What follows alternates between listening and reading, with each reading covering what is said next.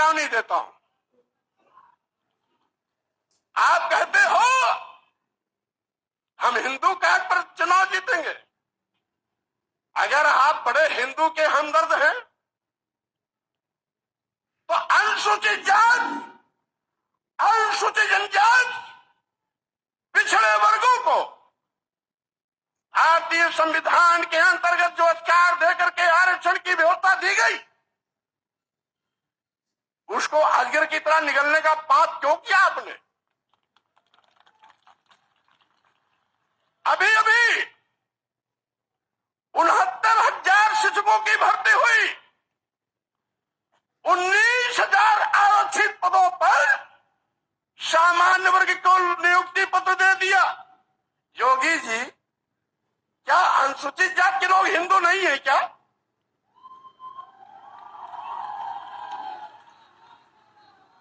क्या अनुसूचित जनजाति के लोग हिंदू नहीं है क्या?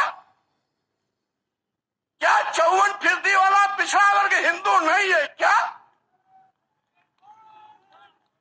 और अगर 23% वाले अनुसूचित जाति और जनजाति के लोग हिंदू है, 54% वाले पिछड़े वर्ग के लोग हिंदू हैं, तो इन 54% और 23% के आरक्षण को आप क्यों निगल गए? क्यों दूसरों को इनका हिस्सा दे दिया? आप बड़े हिंदू के हमदर्द बनते हैं। और यही नहीं, मैं कैबिनेट में था, एक प्रस्ताव आया, बिना एडवर्टाइजमेंट निकाले, बिना आवेदन पत्र मांगे कैबिनेट में चिकित्सा शिक्षा विभाग का एक प्रस्ताव आया कि चूंकि अनुसूचित जाति, जनजाति और पिछड़े वर्ग के अभ्यर्थी उपलब्ध नहीं है, इसलिए इनकी जगह को सामान्य वर्ग से भर दिया जाए। हमने कैबिनेट में करारा विरोध किया। हमारे विरोध पर मुख्यमंत्री ने भी अपनी सहमति जताई। सहमति जताने के बाद भी उस नियुक्ति पर रोक नहीं लगाई। ये हमदर्दी है। और हमने पूछा, क्या आपने एडवर्टाइजमेंट निकाला? नहीं। तो हमने ये कहा, आपने लिखा कैसे? एक बार विज्ञापन निकलता, दोबारा निकलता, तिबारा निकलता, अब तीनों बार में जब कोई आवेदन नहीं आते तो इस प्रकार की नोटिंग होती। जी हाँ, 14 जनवरी 2022 आज भारतीय जनता पार्टी को छोड़कर स्वामी प्रसाद मौर्य और उनके साथ करीब 12 विधायक, 3 मंत्री समाजवादी पार्टी में शामिल हो गए। और अभी आपने देखा कि किस तरह से वे भारतीय जनता पार्टी के अंदर और बाहर पिछड़ा विरोधी, दलित विरोधी कार्य हो रहा था, उसका वे वर्णन कर रहे थे। तो साथियों, आज का दिन याद रखा जाएगा। पिछड़ी जातियों के लिए बहुत ही महत्वपूर्ण दिन है आज का 14 नवंबर, जिस दिन समाजवाद और अंबेडकरवाद का विलय हो रहा है। समाजवादी लोहिया के समाजवाद का और भारत के संविधान निर्माता अंबेडकर के अंबेडकरवाद का विलय एक साथ आज हुआ। इस विलय का प्रतीक है ओबीसी, दलित, एससी एसटी का गठबंधन। भारतीय जनता पार्टी के कुकर्मों से देश अच्छी तरह वाकिफ हो चुका है। और देश की जनता भी महंगाई के मार से, महामारी के मार से, बेरोजगारी के मार से बुरी तरह विफल है, हाहाकार मचा हुआ है। ऐसे में भारतीय प्रजातंत्र में अगर एक ऐतिहासिक परिवर्तन हो रहा है तो इस परिवर्तन को सिर माथे लगाना चाहिए और भारतीय जनता पार्टी के अहंकार को, उसके घमंड को, उसके बड़बोलेपन को, उसके ब्राह्मणवाद को, उसके हिंदू राष्ट्र को चकनाचूर करने का वक्त आ गया है। 85% बनाम 15% का भी जिक्र हुआ और स्वामी प्रसाद मौर्य ने कहा कि 85 तो हमारा है, बाकी 15 में भी बंटवारा है। मतलब जिस तरह से अभी भारतीय जनता पार्टी 15% उसका अपना था, उसके बनिया ब्राह्मण ठाकुर वोट अपने थे और 85 में सेंध लगा करके वे सत्ता में थे। अब इसका उल्टा होगा, 85 पिछड़ी जातियों का, दलितों का, SC ST का होगा और जो 15 बच रहा है उसमें भी सेंधमारी की जाएगी। समय चक्र बदलता रहता है, ये प्रकृति का नियम है। कोई कभी ऊंचाइयों पर होता है तो कोई कभी गहराइयों पर होता है। जो गहराइयों पर होता है वही कभी ऊंचाइयों पर हो जाता है और जो ऊंचाइयों पर होता है वही कभी गहराइयों में समा जाता है। भारतीय जनता पार्टी पहले गहराइयों में ही थी। 1980 में इसका जन्म हुआ, उसके बाद से इसने आरएसएस का दामन थामा। आरएसएस का दामन थामने की बात क्या, आरएसएस के ही एक शाखा है, राजनीतिक शाखा है। और इसने जिस तरह से मंडल कमंडल को लेकर के राजनीति शुरू किया था, उसकी परिणति इसी रूप में होनी थी जिस रूप में आज हुई है। मंडल आयोग लागू करना बीपी सिंह का काम था और उसका विरोध करना इनका काम था। स्वामी प्रसाद मौर्य को पता होना चाहिए कि ये कमंडलवादी आज के नहीं हैं, मंडल विरोधी बहुत पहले के हैं, 90 के दशक के हैं, 1990 के हैं। जब मंडल आयोग लागू हुआ तो लाल कृष्ण आडवाणी ने कमंडल पकड़ लिया और अयोध्या के रास्ते निकल पड़े थे। इस तरह से आज, और आप भी उस पार्टी में 5 साल तक रह करके पाप के भागीदार बने हो। जितना पाप भारतीय जनता पार्टी ने किया है उसकी सजा तो उसे मिलेगी, लेकिन आपने जो भूल किया था भारतीय जनता पार्टी में जाने की, उस भूल पर भी जनता विचार करेगी। और समाजवाद अंबेडकरवाद का जो आज गठजोड़ हुआ है, अब देखना है कि यह गठजोड़ कब तक चलता है, कहां तक चल पाता है और कितना सार्थक होता है। क्या यह सिर्फ उत्तर प्रदेश तक सीमित रहेगा या दूसरे राज्यों तक बढ़ेगा या दिल्ली तक बढ़ेगा? क्या यह गठजोड़ क्या विलय कह सकते हैं? अंबेडकरवाद और समाजवाद का विलय हुआ है। क्या यह विलय जो एक बड़ी शक्ति का रूप ले लिया है, प्रधानमंत्री की कुर्सी तक भी जाएगा? और इसके लिए समाजवादी पार्टी, जिसके प्रमुख अखिलेश यादव हैं और उसके प्रमुखों में अब स्वामी प्रसाद मौर्य भी शामिल हो गए हैं, क्या ये दोनों प्रमुख मिल करके आपस में टकराएंगे नहीं? कुर्सी की लड़ाई यहां भी नहीं होगी। सत्ता हस्तांतरण, मलाईदार पद, क्या इसके लिए बंदरबाट नहीं होगी? और होगी तो क्या गुटबाजी नहीं होगी? अगर इन पहलुओं पर भी विचार कर लिया जाए तो शायद अच्छा हो।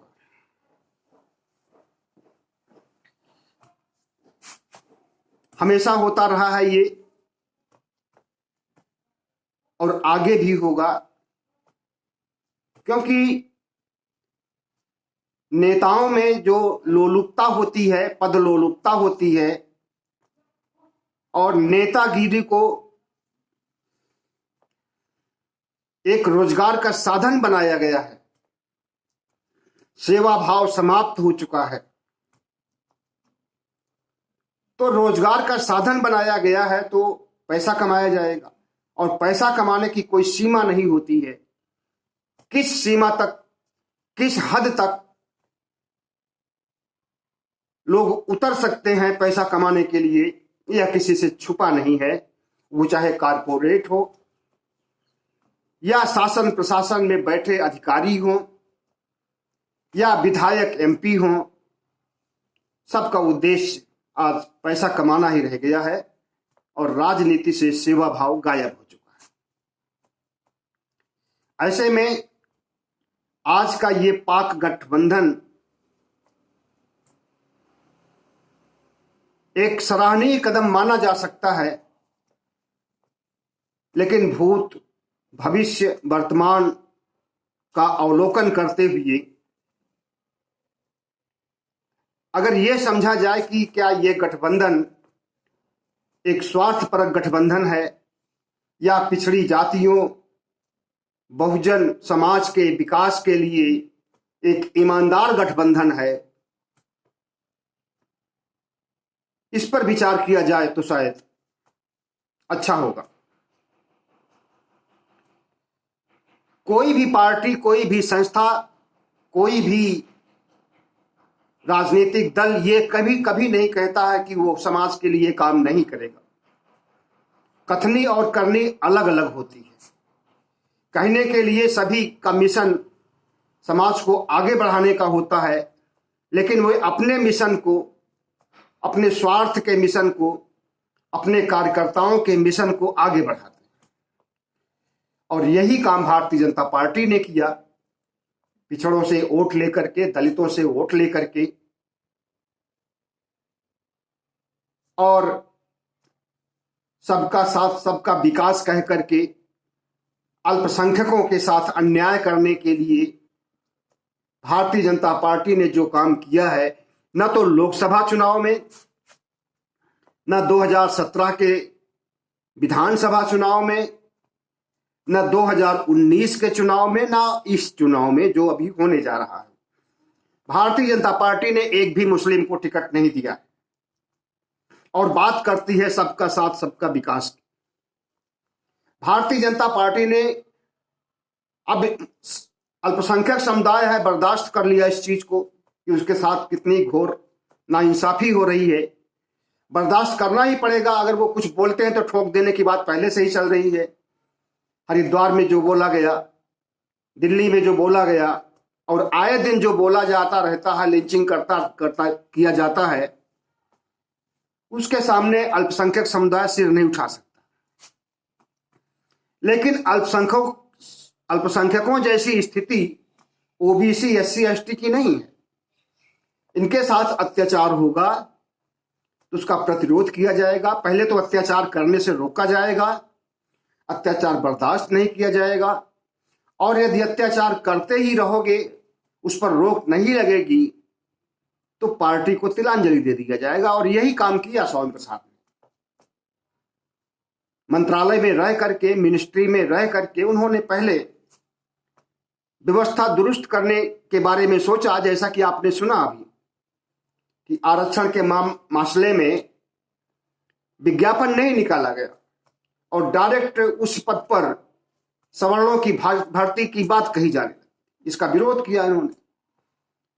विरोध करने पर मुख्यमंत्री ने सहमति दी, लेकिन किया अपने मन से। और हर साल केंद्र सरकार में 32 के आसपास आईएएस अफसरों की भर्ती की जाती है, हर साल 2014 से। और उसमें कौन लोग होते हैं? सारे के सारे आरएसएस के लोग होते हैं, और आरएसएस में ऊंची जातियों के लोग। ओबीसी, एससी, एसटी का एक भी आईएएस अधिकारी आज तक इनके इंटरव्यू के जरिए नहीं नियुक्त हुआ है और आगे भी नहीं होगा। तो जो प्रधानमंत्री अपने को पिछड़ा कहते हैं, पिछड़े वर्ग से आया हुआ कहते हैं, ओबीसी कहते हैं, और गुजरात के ओबीसी के लिस्ट में अपने नाम भी डलवा दिए हैं, वो प्रधानमंत्री अगर आईएएस की नियुक्ति करें और उसमें एक भी पिछड़ा ना हो, उसमें एक भी वंचित समाज का ना हो, दलित समाज का ना हो, ओबीसी समाज का ना हो, तो इसका मतलब है कि आपके ओबीसी होने में ही शक है, और आप ओबीसी नहीं हो, ब्राह्मण हो, और ब्राह्मणों की संस्था से आए हो, और ब्राह्मणवादी सोच को लागू कर रहे हो, और ब्राह्मणवादी सोच को लागू करने के लिए ब्राह्मणों की ही नियुक्ति कर रहे हैं। लेकिन अब इसको बर्दाश्त नहीं किया जाएगा। स्वामी प्रसाद मौर्य काजल की कोठरी में घुसे और काजल का पूरा भंडारण देखा, उसके बाद उस कोठरी से निकल आए हैं। पहले तो काजल की सफाई करने की बात सोची, आवाज उठाया अंदर से, लेकिन जब उन्हें लगा कि हमारी आवाज दब करके रह जाएगी, न कारखाने में तूती की आवाज होगी, तब उन्होंने पार्टी को अलविदा कह दिया, और अकेले ही नहीं, 3 मंत्री और 12 विधायकों के साथ। और अभी यह बात कही जा रही है कि 1, 2, 3, 20 तारीख तक टूट करके आते रहेंगे। और भारतीय जनता पार्टी ने ओबीसी, एससी, एसटी के जितने भी विधायक बचे हुए हैं, कार्यकर्ता बचे हुए हैं, उनको रोकने के लिए पूरी ताकत लगा दी। तो साथियों, आज का दौर यह है कि अगर आप संविधान के अनुसार नहीं चलोगे, अगर आप लोकतंत्र के अनुसार नहीं चलोगे, अगर आप मानवतावाद के हिसाब से नहीं चलोगे, तो ज्यादा समय तक नहीं रह सकते। कुछ समय तक जरूर रह सकते हो, और तानाशाही, हिटलरशाही, फासिस्टवादी नीतियां भी ज्यादा समय तक नहीं चल सकती, थोड़े समय तक। उसके बाद जनता माकूल जवाब देती है। तो इस सत्ता बदल की नीति से कई सवाल उठते हैं कि क्या अब अत्याचार और हिटलरवादी शाही और लोकतंत्र विरोधी और हिंदू राष्ट्र बनाने वाली भारतीय जनता पार्टी की मनमानी पर रोक लगेगा? क्या उसकी सांप्रदायिक सोच पर, उसकी सांप्रदायिक गतिविधियों पर रोक लगेगा? क्योंकि उसके साथ पिछड़ा समाज, दलित समाज नहीं रहेगा, मुस्लिम समाज तो पहले से ही नहीं। और जब समाज का इतना बड़ा तबका बिखर जाएगा तो उसके पास बचेगा क्या? और जब कुछ बचेगा नहीं तो वो सत्ता में कैसे? ये सवाल आज भारतीय जनता पार्टी के लिए बहुत ही महत्वपूर्ण हो गया है, और उसके रात की नींद हराम हो गई है इन्हीं सवालों का। और इतना समझ लीजिए कि दलित समुदाय, पिछड़ा समुदाय, अल्पसंख्यक समुदाय को लिए बगैर लोकतंत्र में लंबे समय तक टिके रह पाना मुश्किल ही नहीं, असंभव है। थोड़े समय तक जश्न मना सकते हो, थोड़े समय तक लोगों को गुमराह कर सकते हो, सबका साथ सबका विकास कह करके, या 15-15 लाख देने की बात कह करके। बहुत से जुमले, बहुत से नारे हैं लोक लुभावन प्रधानमंत्री जी के, अब जिस पर कोई भरोसा करने को तैयार नहीं है। जंगल में लकड़हारे वाली बात, कहानी आपने सुनी होगी। वो पहले शेर आया की बात कह करके लोगों को इकट्ठा किया, लेकिन शेर आया ही नहीं था। 2 दिन 4 दिन बाद वाकई शेर आ गया और वो शेर आया की बात कहा, कोई इकट्ठा ही नहीं हुआ। तो प्रधानमंत्री जी, लोक लुभावन नारों से, जुमलों से या झूठ की बिना पर जो दीवार खड़ी की जाती है वो दीवार लंबे समय तक नहीं चलती। अब भारतीय जनता पार्टी के दिन पूरे हो चुके हैं और जब एक बार विश्वास टूटता है तो फिर से लंबे समय तक वनवास भोगने के लिए आपको तैयार रहना चाहिए या वैसे कर्म करके दिखाना चाहिए जिससे कि जनता में आपकी विश्वसनीयता बने और बरकरार रहे। लेकिन आपने सब कुछ छोड़ दिया है। सीएए, एनआरसी ला करके मुसलमानों को, ओबीसी को, एससी एसटी को जिस तरह से आपने दोयम दर्जे का इंसान बनाने की कोशिश किया था, नागरिकता से वंचित करने, वोट देने के अधिकार से वंचित किया था, उसकी पोल खुल चुकी है। जिस तरह से आपने ओबीसी जनगणना से मना कर दिया उसकी पोल खुल चुकी है। जिस तरह से आप आरक्षण का विरोध करते हैं उसकी पोल खुल चुकी है। और जिस तरह से आप कमंडलधारी बन करके और धर्म को आधार बना करके चुनाव जीतते रहे उसकी पोल खुल चुकी है। ऐसे में अब आपके सामने है कि झोला उठाना पड़ेगा 2024 में, और योगी जी को तो अभी झोला उठाना पड़ेगा 10 मार्च को गोरखपुर की मठों में फिर से मठाधीश बनने के लिए। बहुत बहुत धन्यवाद। हमारे चैनल को सब्सक्राइब कीजिएगा, लाइक कीजिएगा और शेयर कीजिएगा।